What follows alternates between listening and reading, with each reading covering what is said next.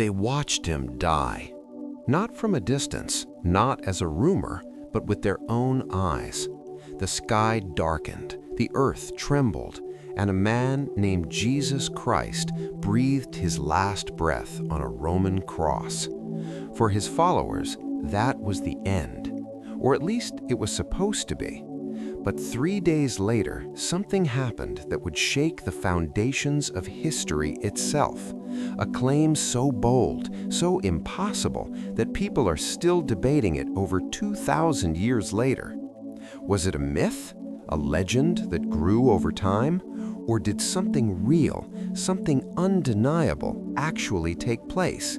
Because if it did, it changes everything. So let's go back to the beginning of that story. Not the polished version, not the one wrapped in tradition, but the raw, unsettling, and deeply human reality recorded in the Bible. The story doesn't begin with triumph, it begins with fear. After the crucifixion, the disciples were not celebrating, they were hiding, terrified, confused, broken. The man they believed to be the Messiah, the one they thought would restore Israel, had just been executed in the most brutal way imaginable. Crucifixion wasn't just death, it was humiliation, public, painful, designed to crush not only the body, but the hope of anyone watching. And now, their hope was gone, or so they thought. Because early in the morning, on the third day, something strange began to unfold. A group of women approached the tomb. They weren't expecting a miracle. They came with spices to anoint a dead body. That detail matters because it tells us something important. No one was expecting a resurrection. Not the disciples, not the women, not even the enemies of Jesus. They all believed he was gone forever. But when the women arrived, the stone was already rolled away, and the tomb was empty. No body, no explanation, just silence and shock. At first, it didn't look like a victory. It looked like a problem. Had someone stolen the body? Was this a grave robbery, or something even more disturbing? Then came the first claim, an angelic message recorded in the Gospels. He is not here, he has risen. Think about that. Not he will rise, not he might rise, but he has risen. Past tense, final, definitive. But even then, the disciples didn't immediately believe. When the women told them what they had seen, the reaction wasn't faith, it was doubt, skepticism, even ridicule. The gospel accounts are surprisingly honest about this. They don't portray the disciples as heroes of unwavering belief. They show them as confused, hesitant, even resistant. And that detail is important because it raises a question. If this story was invented, why include doubt? Why show your main witnesses as skeptical, unless that's exactly how it happened? Then something shifted. One by one, individuals began to claim they had seen him alive, not as a vision, not as a dream, but physically present, walking, talking, eating, touchable, real. Mary Magdalene said she saw him, then Peter, then 2 disciples on the road to Emmaus, then a group of 10, then 11, then more. According to one early Christian source, over 500 people claimed to have seen him at once. 500! That's not a private hallucination, that's a public claim. And it didn't happen decades later. These reports emerged early, close to the events themselves. Now here's where things get even more interesting. Because history doesn't just record the claim, it records the reaction.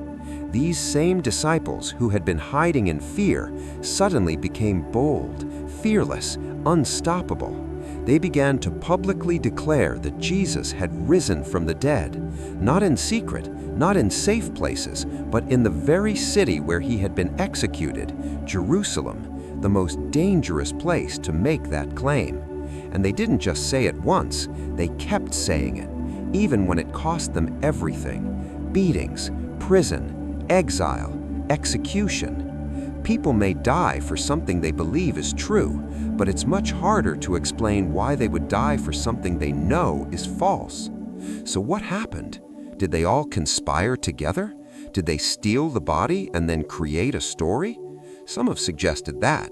But if that were the case, why maintain the lie under torture? Why refuse to recant even when facing death? Others say it was hallucination, grief-induced visions. But hallucinations are personal. They don't happen to large groups in the same way at the same time, and they don't explain the empty tomb, because the tomb is the central mystery. Even the opponents of early Christianity didn't deny that it was empty. Instead, they offered an alternative explanation. The disciples stole the body. That was the official counter-story. But that explanation raises its own problems. The tomb was guarded, sealed, watched, and yet somehow the body disappears and the guards notice nothing? And the disciples, who had fled in fear, suddenly become bold enough to pull off a high-risk operation against Roman authority? It doesn't quite fit. And then there's another detail. If the story was invented, who would you choose as your first witnesses? In the ancient world, women were not considered reliable legal witnesses. Their testimony carried little weight in court. And yet, in the gospel accounts, the first witnesses to the empty tomb are women. That's not what you would expect from a fabricated story, trying to convince people. It's what you would expect if that's exactly how it happened. So we're left with a tension. On one side, a claim that defies nature itself, a man rising from the dead. On the other, a series of details that don't behave like a myth. Early testimony, embarrassing details, multiple witnesses, radical transformation of followers, persistent proclamation, even under threat. So what do we do with that? Is it enough to prove the resurrection? For some, no. Because at the center of this question is something deeper than evidence. It's worldview. If you begin with the assumption that miracles cannot happen, then no amount of testimony will ever be enough. But if you allow for the possibility, even a small one, then the question becomes very different. Not is this impossible, but what is the best explanation for what happened? And that's where the Bible invites us to look again, not just at the event, but at the meaning. Because according to Scripture, the resurrection wasn't just a miracle, it was a declaration, a statement, a turning point in the relationship between God and humanity. The crucifixion was not an accident, it was intentional, a sacrifice, a payment. For the wages of sin is death, the Bible says. But the resurrection, that was the victory. It was the moment death itself was defeated, the moment the story refused to end in darkness. And that's why the early Christians didn't just preach that Jesus died, they preached that he rose, again and again, because for them, that was the proof that everything he said, everything he promised was true. But even then, the question remains, what does it mean for you? Because it's one thing to analyze history, to weigh evidence, to explore possibilities. It's another thing entirely to respond. If the resurrection is just a story, then it stays in the past, a fascinating narrative, a cultural symbol, but nothing more. But if it's real, then it reaches into the present, into your life, into your questions, your doubts, your fears, your search for meaning. Because the resurrection is not just about what happened to Jesus, it's about what it says about life itself, about death, about hope, about whether the story of humanity ends in silence or in something more. And maybe that's why this question refuses to go away, why generation after generation keeps asking, did it really happen? Was the tomb truly empty? Did anyone really see him alive? Or is it all just a myth? The Bible doesn't force an answer. It tells a story filled with tension, doubt, fear, and unexpected hope, a story where the ending wasn't what anyone expected. And then it leaves the question hanging, not in the air, but in the heart. Because in the end, The resurrection is not just something to be proven, it's something to be considered, to be wrestled with, to be faced, and maybe, just maybe, to be believed. So the next time you hear those words, "He is risen," pause for a moment, not out of habit, but out of curiosity. Because if those words are true, they are not just the echo of an ancient claim.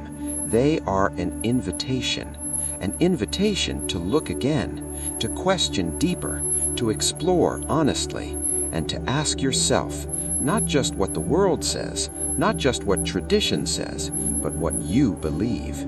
Because somewhere between myth and reality, between doubt and faith, between the silence of the tomb and the claim of an empty grave, there is a story.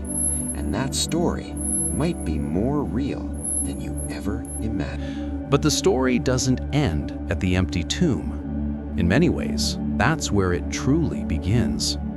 Because an empty grave by itself doesn't explain everything. It raises more questions than answers. Who moved the stone? Where's the body? What really happened in the silence of that sealed tomb? And perhaps the most unsettling question of all, what if the tomb is empty because death didn't win? Let's slow down for a moment. Imagine the scene again. Jerusalem is still tense. The crucifixion had just taken place days earlier during the crowded festival of Passover. Thousands of people were in the city. Rumors spread fast. And now, whispers are everywhere. The tomb is empty. At first, it sounds like confusion, then curiosity, then something more dangerous, hope. But hope in that moment was risky, because if the authorities caught wind of a resurrection claim, it wouldn't just be dismissed, it would be crushed.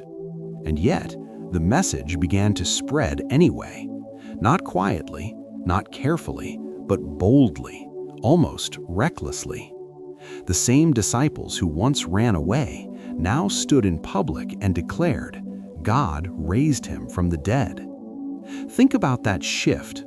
Something happened between fear and boldness, between hiding and proclaiming, and whatever it was, it changed them completely. One of the most striking moments comes from a man named Thomas, often remembered as the doubter. When the others told him they had seen Jesus Christ alive, he didn't accept it. He didn't pretend to believe. He didn't go along with the group. He said something raw, something honest. Unless I see the nail marks in his hands and put my finger where the nails were, I will not believe. That's not blind faith. That's resistance. That's someone who refuses to be convinced without evidence. And then, according to the gospel account, it happened. Jesus appeared again, and this time, Thomas was there. No dramatic speech, no argument, just an invitation. Put your finger here, see my hands, stop doubting, and believe. And in that moment, everything changed. Thomas didn't just accept it. He responded with one of the most powerful declarations in the entire New Testament, my Lord and my God. Doubt transformed into conviction. But Thomas wasn't the only one. Again and again, the accounts describe encounters that are deeply physical. Jesus eats with them, speaks with them, walks alongside them, even cooks for them by the shore. These are not distant, mystical visions. They are grounded, tangible, almost ordinary, and yet extraordinary at the same time, because the one they are interacting with is the same one they saw die. Now, skeptics have raised important questions. Could these appearances have been symbolic, visions born out of grief, or stories that developed over time? These are valid questions, and they deserve honest reflection. But here's something worth considering. The resurrection narratives are not written like myths. They include specific places, named individuals, moments of confusion, even hesitation. At times, the people closest to Jesus don't recognize him immediately. They struggle to understand what they are seeing. That's not how legends usually grow. Legends tend to simplify, to glorify, to remove uncertainty. But these accounts preserve it, almost as if they are saying, this is exactly how it happened, even the parts we didn't understand. And then there's the timeline. The message of the resurrection didn't slowly evolve over centuries. It appears suddenly, powerfully, within the earliest layers of Christian teaching. One of the earliest summaries comes from a letter written by the Apostle Paul. In it, he describes the death, burial, and resurrection of Jesus and lists multiple witnesses. He even invites readers to verify it. Most of them are still living. In other words, go ask them. That's a bold statement, especially if the claim isn't true, because it opens the door to being exposed. But the message didn't collapse, it spread. Across cities, across cultures, across empires. Not through force, not through political power, but through testimony. Story after story, person after person, all centered around one claim: he is alive. And yet, the opposition didn't disappear. In fact, it intensified. Authorities tried to silence the message. Religious leaders challenged it. Roman power stood against it. But something unusual happened. Instead of fading, the movement grew stronger. Why? Because at its core, it wasn't built on an idea. It was built on an event, something the early believers were convinced had actually happened, and they were willing to stake everything on it. Now let's step back for a moment, because this is where the question becomes personal again. Not just historical, not just theological, but deeply human. Why does this story still matter? Why has it survived for so long? Why does it continue to stir something inside people even today? Maybe it's because the resurrection touches something we all feel, the tension between life and death, between hope and loss, between endings and the possibility of something beyond. Every human being at some point faces that reality. We all know what it means to lose something, to experience silence where there was once life, to stand in moments that feel final, irreversible. And into that universal experience, the resurrection speaks, not as an abstract idea, but as a claim that death is not the end, that what seems final may not be final after all. But here's the challenge. That claim is either true or it isn't. There's no middle ground. If it didn't happen, then Christianity collapses at its foundation. Even the Apostle Paul admitted that. If Christ has not been raised, our faith is useless. That's a striking level of honesty. It doesn't hide behind symbolism. It doesn't soften the claim. It puts everything on the line. But if it did happen, then it changes everything. Not just for those who believe, but for the meaning of life itself. Because it would mean that history is not closed, that the natural order is not all there is, that there is something beyond what we can see, something that stepped into time and altered its course. And maybe that's why the resurrection continues to divide opinion, because it asks more than curiosity. It asks for a response. It invites you to consider a possibility that challenges the boundaries of reason without abandoning it. A possibility that doesn't remove doubt, but gives it something to wrestle with. So where does that leave us? We have an empty tomb. We have multiple claims of appearances. We have transformed lives. We have a message that refused to die. And we have a question, still open, still alive. Was it a myth or was it reality? The Bible doesn't force you to believe, but it doesn't let you ignore the question either. It places you right in the middle of the story, right at the edge of the tomb, where the stone has been rolled away and something unexpected has already happened. And from that place, you are invited to look in, to examine, to question, to wonder, and maybe to take one step further. Because the resurrection is not just about proving something in the past, it's about discovering something in the present, something that speaks into fear, into doubt, into the deepest questions we carry. And in the next part of this journey, we'll explore what the resurrection means beyond the event itself. Not just what happened, but why it matters, why it was foretold, why it was necessary, and what it reveals about God, humanity, and the story we are all part of. Because the empty tomb is only the beginning.